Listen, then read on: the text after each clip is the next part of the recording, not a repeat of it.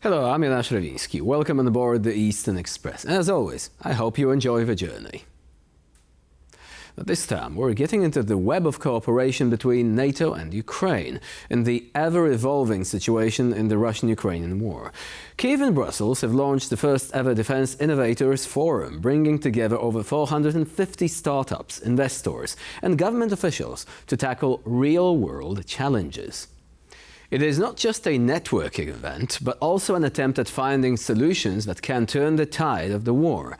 Prize challenges, hackathons and other collaborative activities are on the agenda to unlock Ukraine's potential to innovate.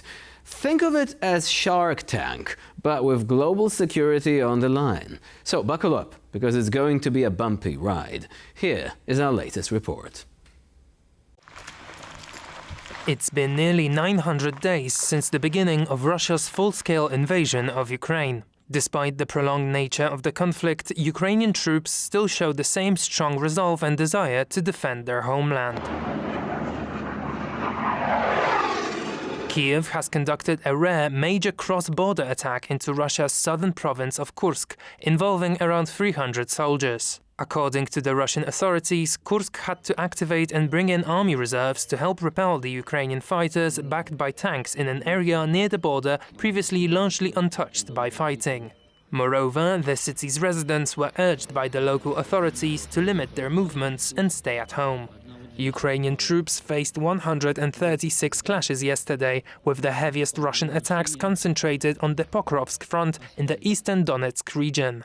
42 clashes were recorded in the area, demonstrating the desire of Russian forces to reach and capture the city, which is vital to Ukraine's strategic supply routes in the east. Kremlin's forces have been attacking villages to the east of Pokrovsk as they continue their advance from Donetsk. But Russian attacks are not limited to the battlefield. One of Moscow's rocket attacks targeted the city of Kharkiv, hitting the city's hospital. One person was killed in the attack and 12 were injured, including an infant. As Russia continues its war of aggression, Ukrainian civilians continue to pay the price. And now, as always, it's time to take a look at the issue in greater detail. So, let's begin. Recently, NATO and Ukraine have strengthened their ties in a big way by rolling out the new NATO-Ukraine Innovation Cooperation Roadmap. Sounds fancy, right? Well, this roadmap was endorsed at last month's Washington summit and marks a significant leap forward in their collaboration. Its main goals include strengthening Ukraine's innovation system, enhancing cooperation, sharing best practices, and bolstering NATO's military innovation. Basically, it's like a tech startup on steroids, but for defense industry.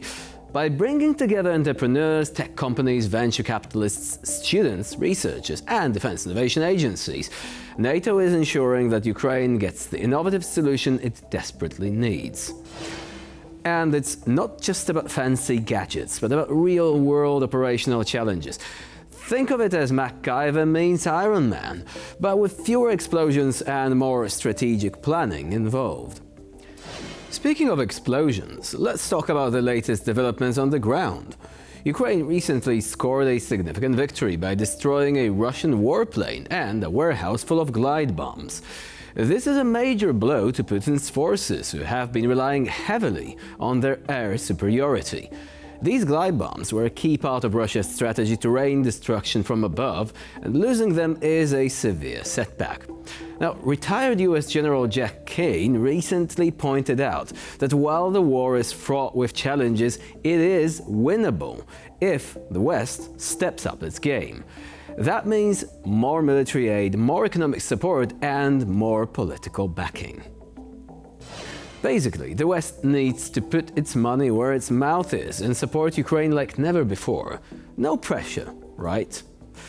Now, the road ahead is certainly tough. Russia's war machine is relentless, and Putin isn't backing down anytime soon. This war has already caused immense suffering and destruction, and the stakes couldn't be higher.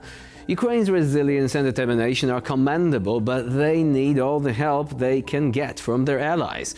The cooperation between NATO and Ukraine is a beacon of hope in these dark times. The new innovation roadmap and the Defense Innovators Forum are promising steps forward. But the real test lies ahead. The West needs to rally behind Ukraine with unwavering support, because this isn't just Ukraine's fight. It's a fight for the principles of freedom, democracy, and sovereignty. So what can we do? For starters, we must not let this issue fade into the background noise of everyday life, because in the end, the outcome of the Russian-Ukrainian war will shape the future of Europe and also, quite possibly, the world. And now, here to shed more light on the issue is our guest tonight, Dr. Jacek Raubo, head of the Defense 24 Analysis Unit. Hello and welcome to Eastern Express. Hello, thank you for the invitation. So, recently retired General Jack Keane remarked that the war in Ukraine is still winnable. But the question is, does the West want this too? I'm posing the question because recently the West declined Ukraine's request to allow to strike a Russian airfield with dozens of aircraft on it. Since Kiev is being denied this request, how can it win the war in the long run? Truly, we are touching a very sophisticated issues, mostly because of the relation between two powers, Russia and United States, in the global context. Of course, war, these defensive actions from Ukrainian side are very important for US because they are providing a lot of sophisticated weaponry to them. But on the other hand, from the Washington side, they need to think more and wider about the repercussion of, for instance, striking against the strategic bombers airfields. So, of course, we in Europe understand the position of Ukraine, understand how valuable it might be to destroy, for instance, to pull off 95 bombers on their airfields. But on the other hand, I truly understand that right now in US, in Washington, D.C., they think more about some repercussions because Russia still is trying to put the pressure not only on US but also on European partners by, for instance, threatening them with nuclear weapons, with some other repercussions. We have had, for instance, rumors about the terrorist actions against US infrastructure, which is in Europe. So I think it is a much more complex situation than only thinking about Washington they did not accept winning of Ukraine. They need to have this long-term perspective on the repercussion of Russia. Russia is a very risky state. No, of course, but this specific situation there, allegedly this was about an airfield filled to the brim with Su-34 aircraft. Now, these are fighter bombers. From what I know, they are not of the strategic kind, so it was not about striking, say, a system that is nuclear capable or designed to form part of the nuclear triad. Nothing like this. In fact, Ukraine has actually performed actions that were arguably bolder than this. This included the destruction of one Tu-22 M3 bomber at some point at a much longer distance, and also they struck against a radar system that forms part of the early warning nuclear infrastructure. What happened after that? Was there nuclear escalation? Well, there wasn't. So this begs the question, why did the US authorities decide to pass up this opportunity, which would have degraded the Russian capability of striking civilian targets? And what is to be gained from this? Because clearly it doesn't seem like this was one of those ideas like, let's attack a nuclear bunker, or let's shoot down a strategic bomber, which could theoretically carry nuclear missiles. This was basically one of the airfields, not that far away from Ukraine either, I think 160 kilometers. So do you think that this escalation logic still applies here? Personally, I would like to see Russian air bases and Russian bases or munition stores strike by the weapons coming to Ukraine, because this is the military logic to strike enemy position deep behind the enemy lines, to paralyze their logistic side, to paralyze their capabilities to have this strikes, deep strikes from their own territory or airspace. But on the other hand, I think we are still working with a gray zone because we would like to comment everything right now during the war. So I think there is still a lot of gray zones where, for instance, US is not signalizing that that they are accepting, for instance, some long strikes. Maybe they are sharing some intel with Ukraine partner, but without some loud information toward partners, or even toward some own interests, because we see this situation from the beginning, that these barriers have been broken a lot of times. First barrier, some tanks, some missiles. Then we saw F-16s as a Fighter jets, another point of this barrier. So I think red lines everywhere, except none of these red lines actually work. But isn't this also a bit academic, if I may? What if Ukraine develops its own missiles, and they have already said they are working on it, and they actually are making progress? They're already using long-range drones, and they attack a target in Russia with this, as they have been doing already. Russia is still likely to say, well, this was because of Western intelligence. The West is actually an accomplice to this. And this calls for escalation. Whether this escalation is going to come is another matter. But they will use this in their propaganda. It doesn't even make sense to differentiate between that, since Russia may always use something like this against the West anyway. I emphasize this a lot of time during the media talks, and also in my articles, that we cannot be afraid of Russian repercussions, because whatever we are doing, Russia is using, for instance, nuclear threats as a tool of their pressure against various states around the world. So I think they will threat us. They will. This is something very common for their own policy toward West, toward eastern flank, toward US. On the other hand, I think we need to see something behind the scene. For instance, this talks about F-16s. We are presenting here Ukrainians F-16s. So I'm much more optimistic what is doing, what they are doing, and what the states are doing behind the scene, than compare this to the official statements.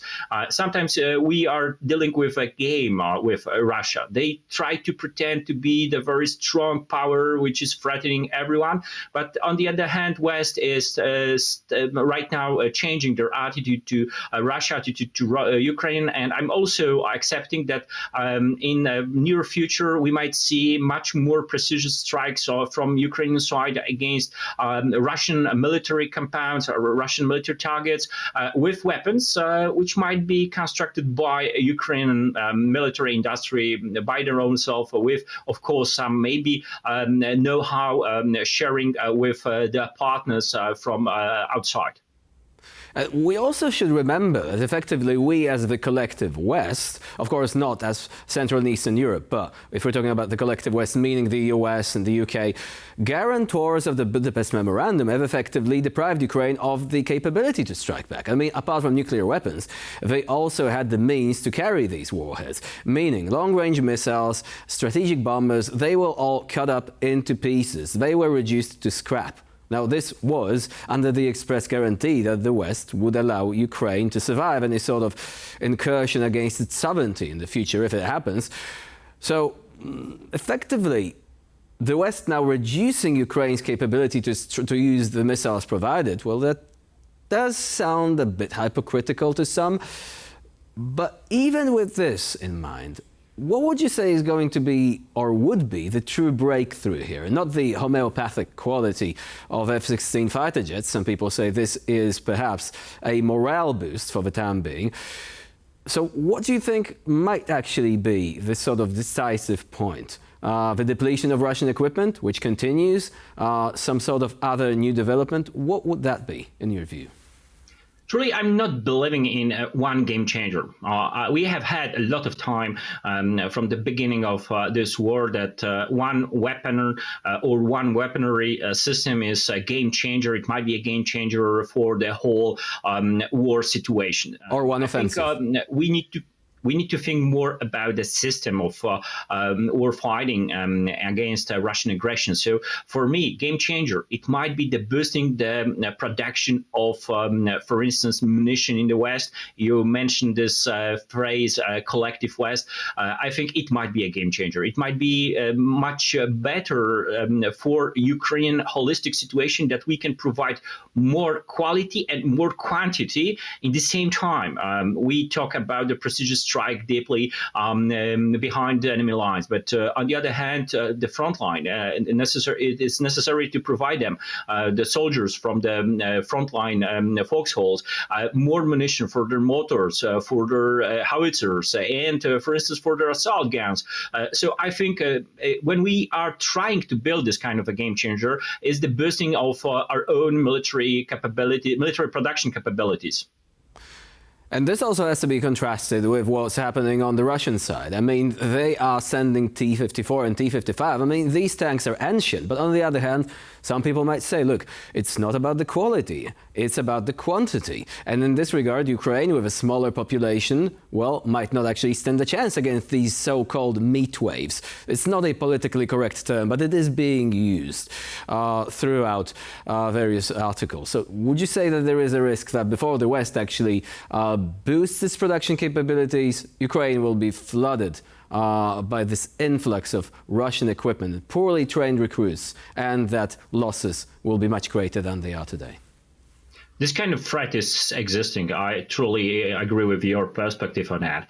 But on the other hand, this is the issue for Ukrainian commanders. How to stabilize front without involving in this form of Russian operational methods, which is involving a lot of troops, a lot of infantry, sometimes without support from the mechanized units, from even their own artillery, but with a lot of soldiers, with a lot of waves of assaults against a long Ukrainian defensive line. So I think this is the main task for Ukrainian commanders. I'm not talking only about the chief of staff. I'm talking about the practical commanding chain of command from the tactical level to the strategic level, of course, by this operational level. So this is a very difficult time for Ukrainians, not only for military commanders, but also for single privates on the first line. How to balance this situation and how to think about the long-term situation, because we are right now focusing, of course, it is a very normal situation, on the situation right now, right here. But Russia will not disappear with the forms of pressure against Ukraine and also against other states, like Poland, like Lithuania, Latvia, and Estonia. So I think we are searching for the game changer. We are searching for something which is right now stopping this war. But on the other hand, I'm not so optimistic about the long-term, our long-term perspective, and focusing our long-term repercussion of this Russian position against West, against not only Ukraine. So overall, there are geopolitical issues to be taken into account here. Looking for a game changer, well, some have ironically remarked that this game changer is coming. And it is Jake Sullivan no longer being the US security advisor one way or another, whether under Trump or quite possibly also under Kamala Harris. So this indeed perhaps may change this whole escalation narrative there. Until then, Dr. Jacek Raubo was our guest today here on Eastern Express. Thank you very much for joining us and for sharing your insight. Thank you very much again. And now we're moving on to Eastern News Flash, a curated selection of all the other stories from the East that you really don't want to miss. Russia's struggle with curbing corruption continues. Vladimir Demchik, the former head of the Russian Defense Ministry's property department, has been arrested on such charges. He is suspected of accepting nearly $50,000 in bribes in 2017 from the CEO of a private company seeking to secure government contracts. Demchik's arrest comes as no surprise. Since April's arrest of Russian Deputy Defense Minister Timur Ivanov, several senior Russian military officials have also seen charges ranging from bribery to abuse of power. Most notably, in mid-May, Russian dictator Vladimir Putin dismissed his longtime close ally Sergei Shoigu from his post as defense minister. Shoigu was replaced by former Deputy Prime Minister Andrei Belosov. Ukrainian intelligence services reported a sharp increase in the number of registered criminal cases in the Russian army.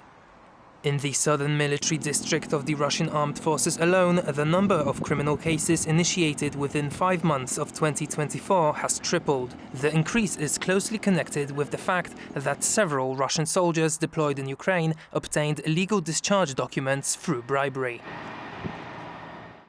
The press service of the Russian airline Aeroflot reported that passenger traffic on the Moscow-Minsk-Moscow route increased 1.4 times in the first half of this year compared to the same period in 2023. In total, almost 205,000 passengers were transported between the cities this year.